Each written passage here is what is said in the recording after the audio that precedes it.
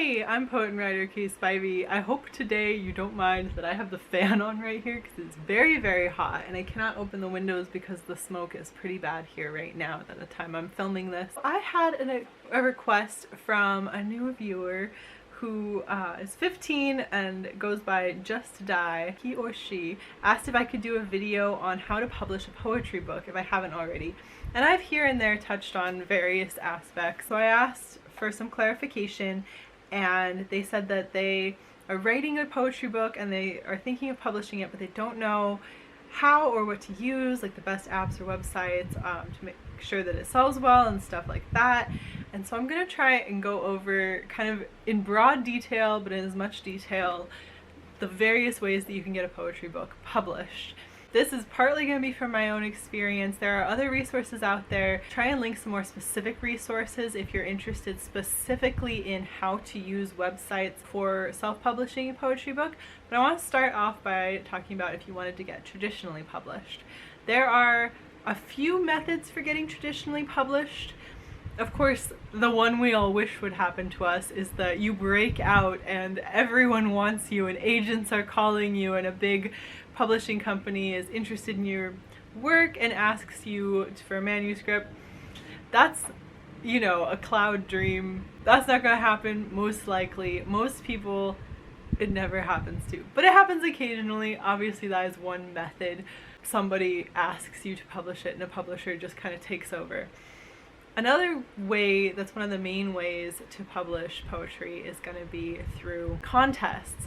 There are all kinds of contests out there. Normally there is a reading fee, usually somewhere between $20 to $30. Personally, I think 30 is a little bit steep, but typically the contests are put on by usually major publishing companies, or in conjunction with a major journal. There'll be a publishing company that helps them with the publishing for that particular prize, and they will run the contest. Usually some big poet will be the ultimate judge, and they'll choose a collection, and that collection will then be published. Usually there's some runners-up.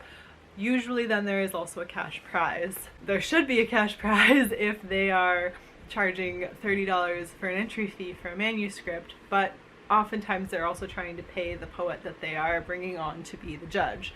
One of the big benefits to entering a contest is obviously you get your name in there and there's a chance a poet you might really like could be the one reading. That's usually a good reason to try and enter, is if you really love somebody's work, hopefully they'll be able to read your work and maybe they'll love your work as well. Obviously that's kind of another one of those like big dreams, right? But also, should you be one of the finalists in the contest, normally everyone who entered that contest is going to see that information. It is a really good early marketing tool. There are varying levels of contests. There's varying levels of credibility for contests. So be pretty cautious about which contests you do enter. You can find contests all over. Two good sites that have big records of various publishing avenues are Duotrope and poetsandwriters.org.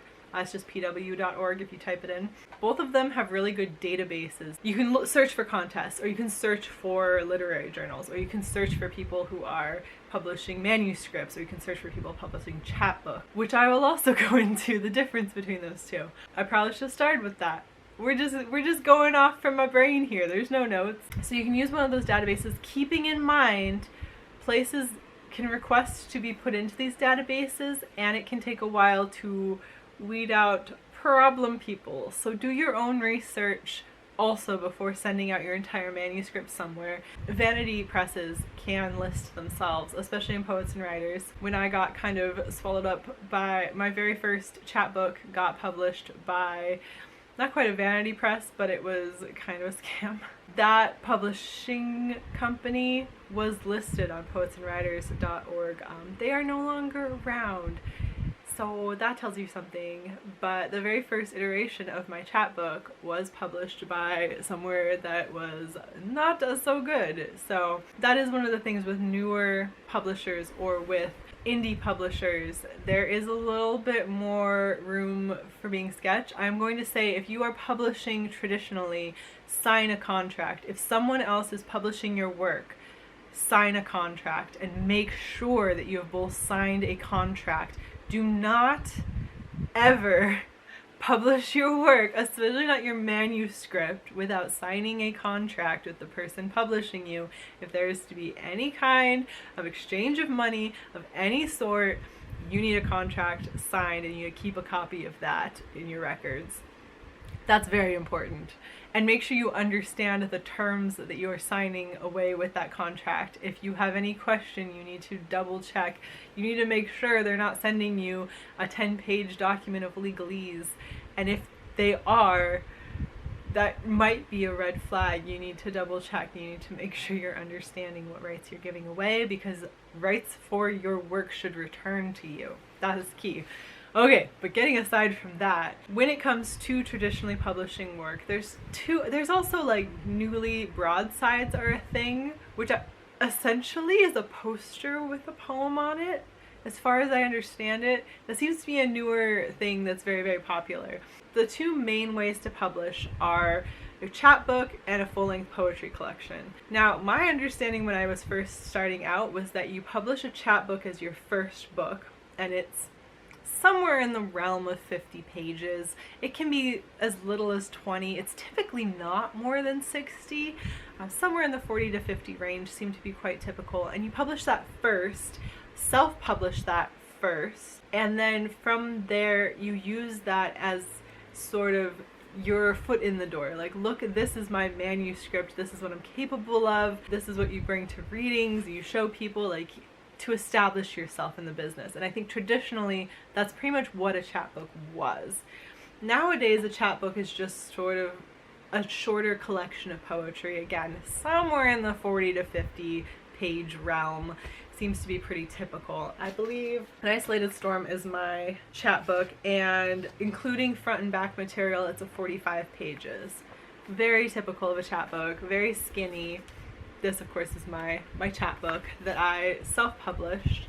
Now, An Isolated Storm was not initially self-published. It was initially published by an indie press that was kind of a vanity press, and I had all kinds of trouble with, and I won't go into that. Just again, be very cautious to make sure that you sign a contract and do not let them deviate from your initial terms. But initially, An Isolated Storm was published by an indie press.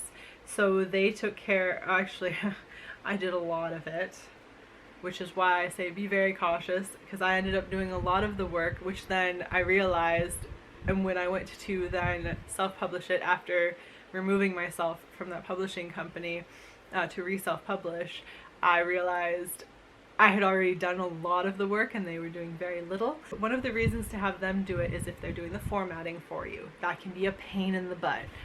If they're doing the marketing for you, again, another huge pain in the butt. Now that I have done it both ways, it is my personal opinion that you are probably capable, and if you're not, that's totally fine. There are many, many, many indie publishing presses out there who can publish your chapbook. Larger publishing companies are probably not interested in your chapbook. Just gonna say, most bigger publishing houses are not interested in a chapbook.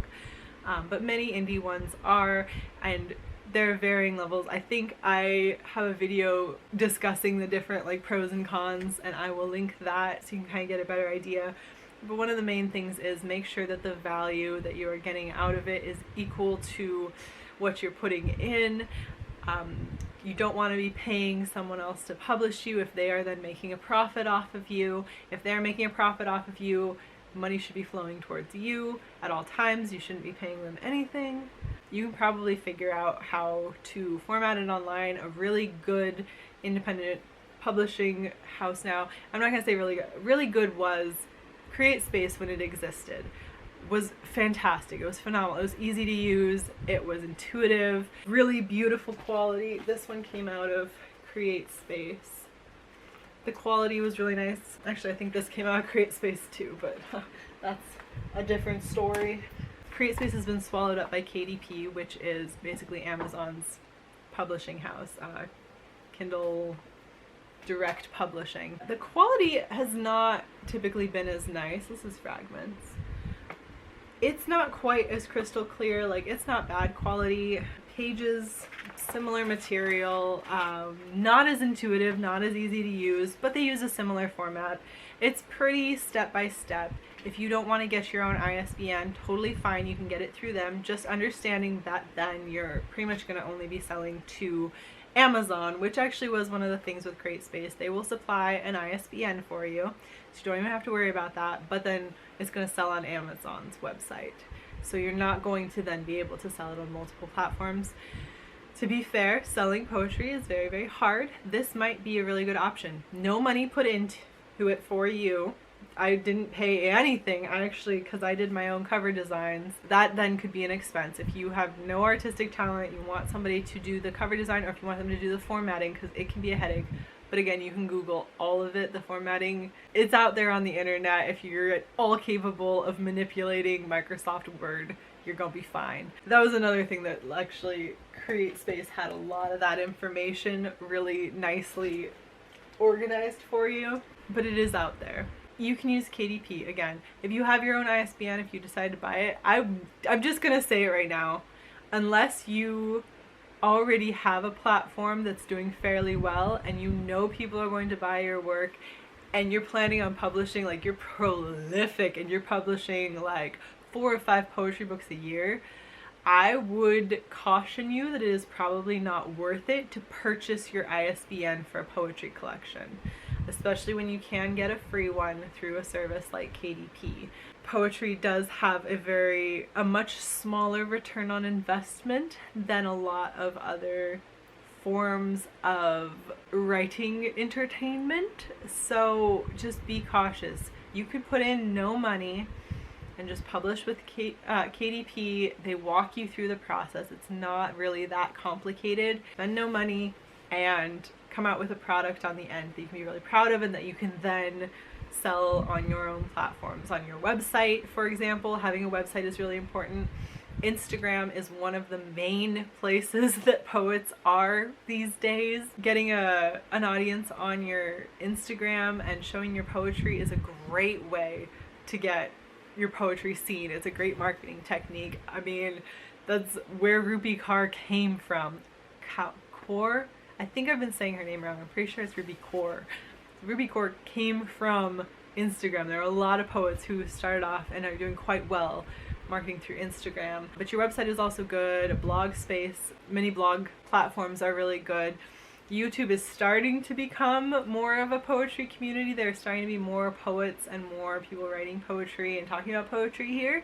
So they are also a really good place. Another great place that you can go to market your poetry once you have a physical collection would be to go to do a reading. Obviously with COVID, it's gonna be a little bit harder. I did do a poetry reading, which I can also link. I did a remote one and I had a lot of fun with it. It was really good. But once things open back up again, especially if you have some networking through a college, or oftentimes coffee shops will put on poetry readings, there are often poetry groups and places that they go to do spoken word events that you can go and participate in. Sometimes a press, if you're publishing with a press, they will have someone that they're associated with, and in that case they might be able to have you go and do a reading at this place that they are already associated with other things that are appearing at the same time as yours, you know, especially if it's like a literary journal that you're publishing with. Let's just get in a little bit more to just the nitty-gritty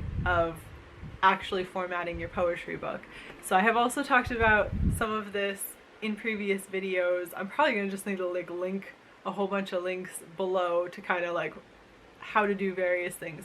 When you're compiling a collection, the main thing you're looking at is, are you using poems that you have already written, and in which case those poems how are you going to organize them? Is it going to be chronological? Is it going to be based upon a storyline? Is it going to be ones that are of a similar theme with ones of a similar theme? Or are you writing the poetry collection to be a collection, in which case, what is the story arc? You're going to want there to be some kind of a flow, some kind of a story arc. It doesn't have to be like some kind of redemption arc. It doesn't have to be a normal like conflict, you know, rising action. It doesn't have to be structured like that.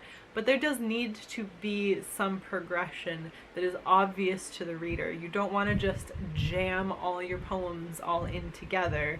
You want there to be some kind of a story, some kind of a flow, some kind of a movement throughout, so that the person comes away feeling like they have read a cohesive collection rather than a whole bunch of poems.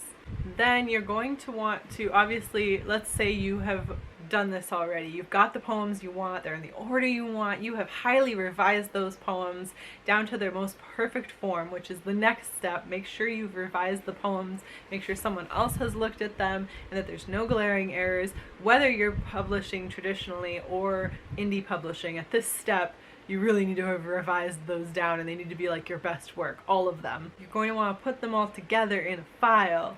You can do this on Microsoft Word or on Google Docs. Again, this isn't, you don't need to go fancy with any kind of the publishing for poetry. Put them in the order that you want them in one document. The next thing you're going to want to do after that is to format. You'll have to create end material first. So I assume you have read a poetry book in the past. You might even own a poetry book. Pull it off the shelf and take a look. So let's grab Smith. Components of a poetry book.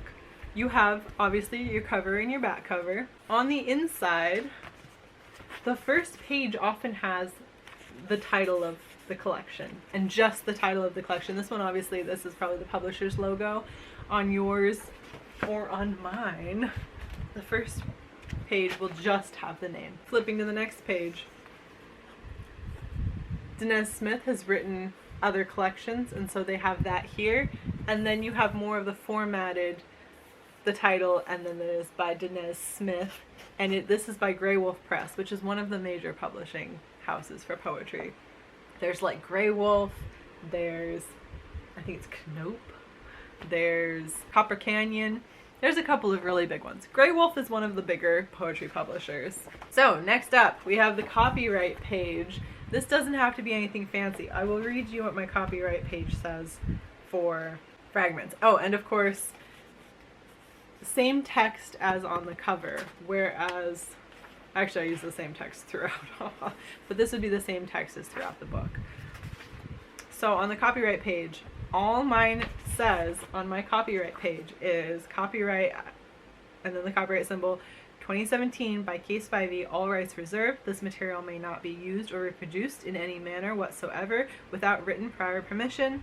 And then for permission requests, inquire at, and I put my email and my website, and then I have that my cover design was done by me, but this is a second edition, because I had a different cover for my first edition. I don't know where I have that here. When the second edition came out was 2019, and I have the ISBN listed. That's all you have, to be honest. Now, obviously, for one that is done by a professional house, they're going to have a lot more things. They've got like who's sponsoring them, they have where their press is located. This production is made possible in part by the voters of Minnesota. Like, they've got a whole thing, but essentially it breaks down to the same information: where you can contact them, where it's published, the ISBN, they have their Library of Congress control number, like all of the information like that is here. And then who did the cover art. And if you have someone other than yourself doing the cover art, you do have to specify on the copyright page who did it. And then for Danez, there is a dedication, and that would be an appropriate place to put it. Either before or after the table of contents seems to be a fairly appropriate place to put that. For a chapbook, it's not that typical to have a table of contents. Oftentimes with poetry, there just isn't these days. Traditional publishers will have a table of contents most of the time, but very few indie published poets do. I did initially, I believe, in An Isolated Storm, there is a table of contents. Yes, I did do that. When I did the second edition of Fragments, I had been reading a lot of collections that did not have it, and I decided to not have a table of contents. And I also, in this one, I put my thanks at the end of this one. rather than have a dedication at the front. In An Isolated Storm, I did have a dedication at the front, and I put it after my table of contents, which is the opposite of what Dinez's collection has. So they've got the table of contents after, and then it starts into the book.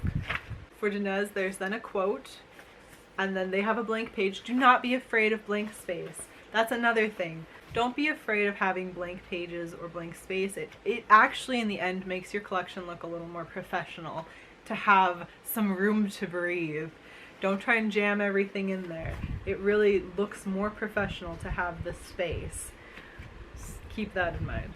Now, for back cover, now next up, all the poems in their order that you wanted them in, with any sections that you wanted, all of that in the back. And occasionally you will find it in the front, but I prefer it in the back, would be acknowledgments. Now in Dinez's, actually, there's also notes, which when they referred to various other works, the notes are here to explain that.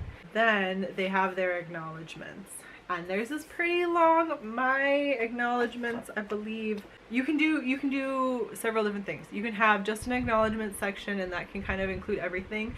I have always preferred to do acknowledgments as previous publications. So for me, the acknowledgments are all of the places where the poems have previously appeared. So all the literary journals that they've previously appeared in. Some of them were also in my chapbook, and that is also noted here.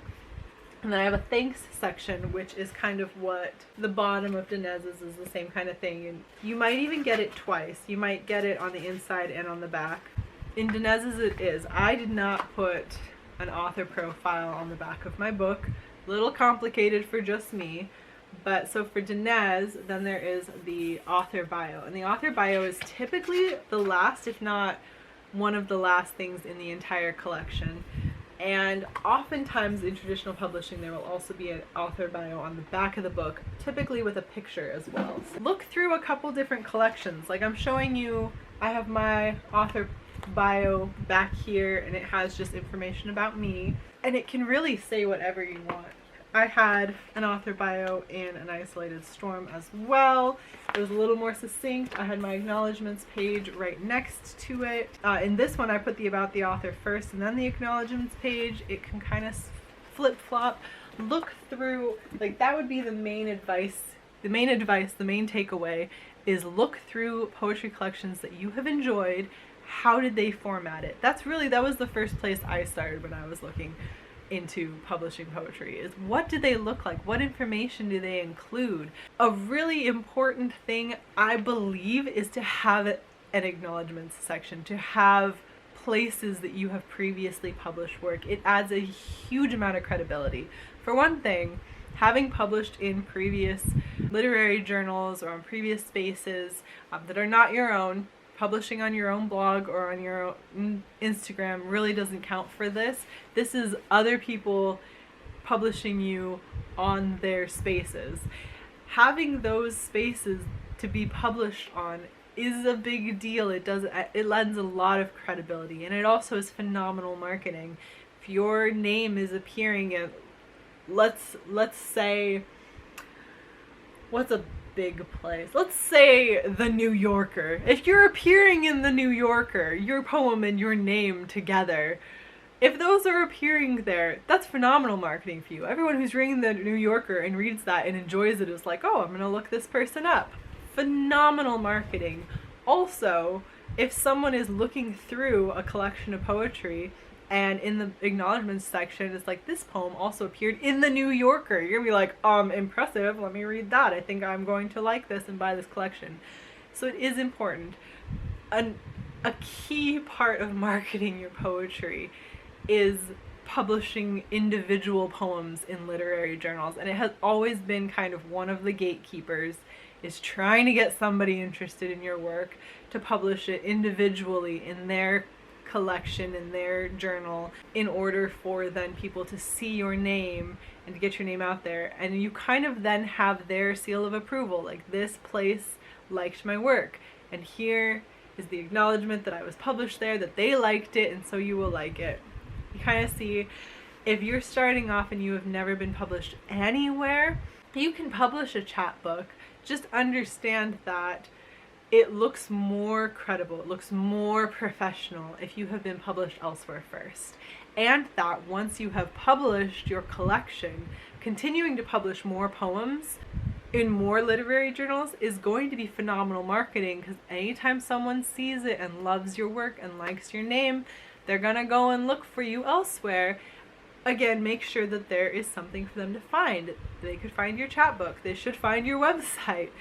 Make sure that you are creating the best opportunities for yourself by kind of following those processes. Okay, what haven't I touched on? I don't think there's any app other than like Instagram, or Pinterest is also one that apparently people use. I am not good at Pinterest. The only thing I use Pinterest for is looking up recipes. So I am also not that good at Instagram. Instagram really became for me a way to share beautiful pictures of important parts of my life, and that's kind of what I'm looking for also for Instagram. So if that's really not what you post, I probably don't follow you. Like it was very much for me the more interesting parts of Facebook when I was kind of leaving Facebook. I don't really utilize it in that way.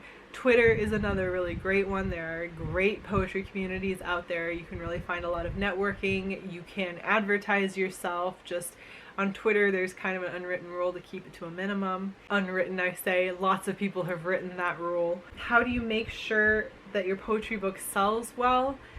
It's a marketing game, and the number one way that you can make sure your poetry sells well is to have people read it ahead of time. You need people do not buy poetry books who have not read the poems and don't know anything about the poet. It's not common. So make sure that your work is out there for other people to read. They are the primary people. The people who have already read your work and enjoyed it are the primary people who are going to buy your poetry collection. So you need to make sure that that's a large number of people, so that then you can sell a larger number of poetry books. Poetry is just not easy to sell. People don't go looking for it unless they're kind of already in the communities. Very respectfully and very humbly, you can reach out to people. I've had people reach out to me to review their poetry collections. It's gonna be hit or miss because I am kind of more of a mood reader. I tend to seek out the things I want to read. Understand, it might take a very long time for somebody to get around to reading your poetry collection, or they might flat out refuse, or they may never get back to you. That's just a reality. Don't take it personally. It is not personal. And do not harass somebody once they have agreed to read your work. Expect that you'll be sending them a physical copy. I think it is polite to offer to send a physical copy. If you can only send an ebook, people may not be as okay with that. I find it harder to get into reading a poetry collection if I'm sent it as an ebook, and understand your poetry may not be to their taste. You can ask for reviews, but do not expect them. Reviews then are something that can help you with marketing. A little more iffy with poetry. Normally, still with poetry, people are not looking at other people's opinions. They want to read the work. They want to read excerpts of your work and decide for themselves if they like it. So again, publishing or promoting pieces of your work is your number one way that you are going to be able to sell your poetry. There aren't really other good methods. People reading the words that you've written is the number one method. You can have the best cover, you can have the best formatting, you can have published with the best company, like Copper Canyon Press can have published your book. But if nobody has read your work, they're probably going to take a loss, because you're probably not going to sell very many. And they're probably not even going to have offered if your work is nowhere to be found, if nobody has ever read it. They're probably not going to publish you because they want to also have read your work and for it to have a name for itself. So honestly, if you can get into the spoken word scene, to reading poetry aloud at various cafes, those are really awesome communities. I mean, again, after COVID, awesome communities that are very supportive, and they can kind of also help to gain recognition for you and to support you and to tell other people about your work if they like you. You can kind of do the same thing online, really support other poets, reach out to reviewers, or just various ways that you can kind of get your work out there. But also posting on your blog or your vlog, starting a Tumblr, creating cool graphics. People are more likely to look at a picture than they are to look at the actual just typed out words. Let's talk, like, if you're doing Instagram or Tumblr, if you've got a cool image with the words, people are much more likely to not only read it but then to repost it, and that is important on Tumblr. On Instagram, if they're more likely to like it. You're going to have to try many methods, and you're going to have to submit, and you're going to have to get rejected, because that is also a reality of publishing, that you're going to have to get rejected. And just understand, it's not personal. Your work isn't what they were looking for, or it may need more polish, and you're just going to have to kind of get into the groove of it. You might turn out to hit upon a particular niche. If you can get your friends involved, maybe they have some more networking and you can really get your name out there, get a lot of eyes on your work. But that's your number one marketing tool, is eyes on the poem. When people like the poem they've read, they're more likely to buy your collection. Don't be spending hundreds of thousands of dollars, or hundreds or thousands. Do not spend hundreds of thousands, holy crap.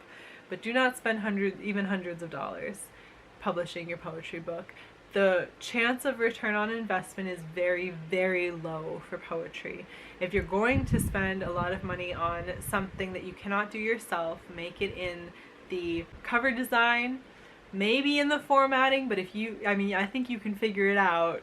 I think you can. This person especially, you're 15, you can figure out formatting for a manuscript.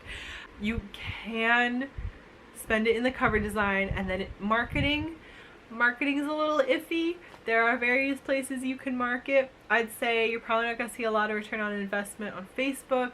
Probably not going to see a lot of return on investment even if you do it on Amazon. Honestly, nothing is going to market poetry as well as people reading the poems. So get the poems out there onto some platform that works for you, that you enjoy, that is somewhere where people can see it and network in that fashion. That, I think, is all of my thoughts on that. If you have any more specific questions or things that I could elaborate on, go ahead and leave a comment down below. And if you like this kind of content, please subscribe, or let me know something else you'd like me to do a video on as well.